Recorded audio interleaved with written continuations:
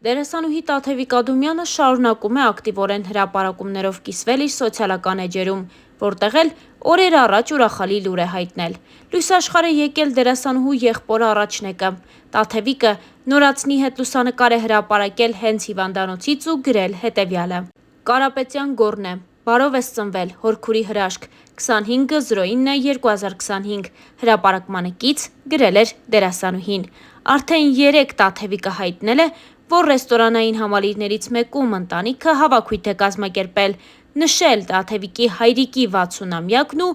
երեխայի ծնունդը։ Տաթևիկը հոլովակներով կիսվել է սոցիալական իր էջերում, առաջարկում ենք դիտել դրանք։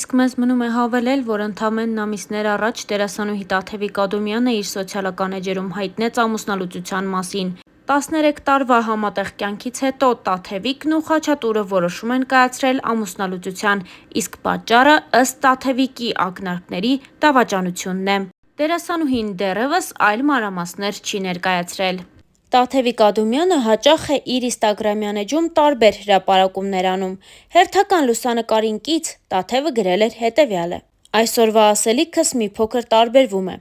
Ոմանք կմտածեն, որ նկարի հետ այդքան էլ կապված չէ, բայց վերհիշեցի այդ ակնթարթը ու տվյալ պահի զգացողությունը։ Պատմությունը, անձի ու հասարակության պատմությունները սովորաբար այս մասին լռում են, հատկապես սոցիալական ցանցերում, հատկապես հանրության պահանջների և ճնշումների ներքո, հատկապես երբ կնոջից ակնկալում են, որ նա պետք է գեղեցիկ լինի, խելացի, միաժամանակ նաև ուժեղ ու ինքնավստահ, անպայման հաջողության հասնի, իդեալական բալանս գտնի, չունենա վախեր կամ առնվազն թաքցնի դրանք, և այդպես շարունակ։ 7 երեխաների մայր, New York Times-ի 4 բեսթսելլերների հեղինակ Էն Վոսկամփը այդ զգացողությունը հետևյալ կերպ է նկարագրել. Աշխարհում բավական շատ են կանայք, ովքեր ապրում են քողարկելով սեփական անապահովության զգացումը։ Աշխարհին անհրաժեշտ են սեփական խոցելությունն ընդունելու քաջություն ունեցող կանայք։ Լուսանկարին կից գրել էր Տաթևը։ Մեկ այլ գրառմամբ Տաթևը հետևյալն էր ասել. Պլաններ, պլաններ, պլաններ։ Միշտ պլաններ են կազմում, ամեն ինչ թողնելով վաղվա օրվան։ Հաճախ ավելի կարևորն ու ամենակարևորն ենք թողնում վաղվա վրա։ Այդպես էլ մոռանալով ապրել, մտածելով, որ կհասցնենք, դեռ ժամանակ կա, շատ կա։ Հաջորդ անգամ այդ երկար սպասված բանը անպայման կանեմ։ Եվ այդ վաղվա օրը արագ դառնում է այսօր, և պլանները կրկին մնում են վաղվա օրվան։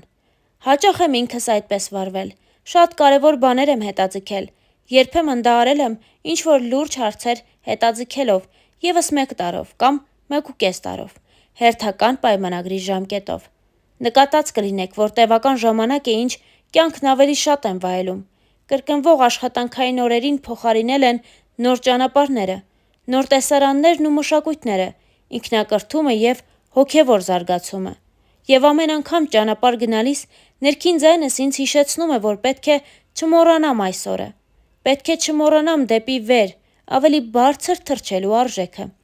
Հետգրություն. Իրականում վաղուց էի երազում վայրի բնության գրկում առանց սիքյուրիթիի և սթաֆի մոլեգնող օվկիանոսի ափին վայրի բնությանը շատ մոտ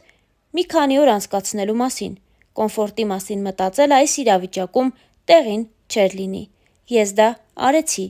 հրապարակմանը կից գրել էր Տաթևը։ Ինչպես արդեն նշեցինք, Տաթևի Կադումյանը վերջին շրջանում շատ է ճանապարհորդում։ Հերթական Բալի այցի ժամանակ դերասանուհին այսպիսի գրառում էր արել. «Շատ էի լսել Բալիի մասին, որ գեղեցիկ է, հանգիստ, իր տեսակի մեջ միակն է, որ բնակիչները տարբերվում են ու շատ, որ ազգերը և կրոններն այստեղ ներդաշնակ են, որ օվկիանոսի ուժն է այստեղ իշխում, որ աստվածների կղզին է, որ մարդը իսկապես կարողանում է գտնել հոգու բալանսը և շատ այլ պատմություններ։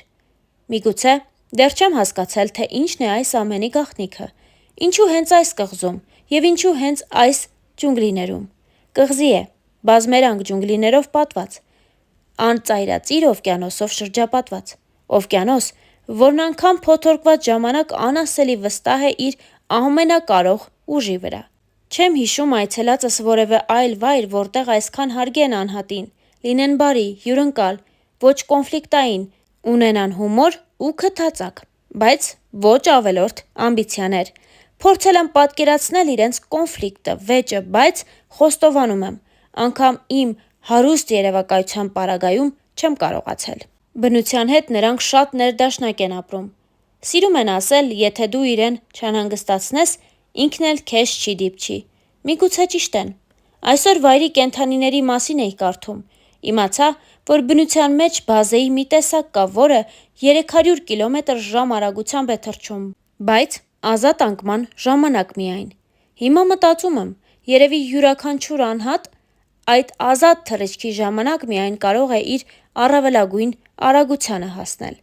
Վերադառնալով այս անզուգական կղզուն և մտորումներիս, պատճառները դեռ չեմ գտել, բայց այստեղ ստացվում է հոգու, մտքի խաղաղ վիճակի հասնել, մի բան, որը այլ տեղերում չեմ զգացել։ Շատ բաներ այլ աչքերով եմ կարողանում այստեղ տեսնել, զգալ, որ աղմկոտ ու փոշոտ քաղաքում մեծացածներս միգուցե չունենք այս հնարավորությունը, որ մի այլ բնական միջավայրի դեպքում միգուցե ավելի ուժեղ լինեինք։ Չգիտեմ, դեռ մտածում եմ։ Մտքեր, բայց հոգին երևի մտքից ուժեղ է երբեմն։ Միտքը թափառում է, փնտրում է, իսկ հոգին այդ նույն ժամանակ ազատ է ճախրում։ Երևի թե մի անհասկանալի պատճառ կա, ինչու մարդիկ այլ կերպ են արտաբերում այս կղզու անվանումը։ Շատերը թերևս գիտեն, որ ես յուրահատուկ կապ եմ զգում բնության հետ, սիրում եմ այն առանց պայմանների ու պատճառների։ Կյանքի այս փուլում ինձ երևի հենց այս ճամփորդությունը պետք էր, մի քանի կարևոր բան ավելի լավ հասկանալու և անմիջականորեն զգալու համար։ Շնորհակալություն, Բալի։ Լուսանկարներին կից գրել էր դերասանուհին։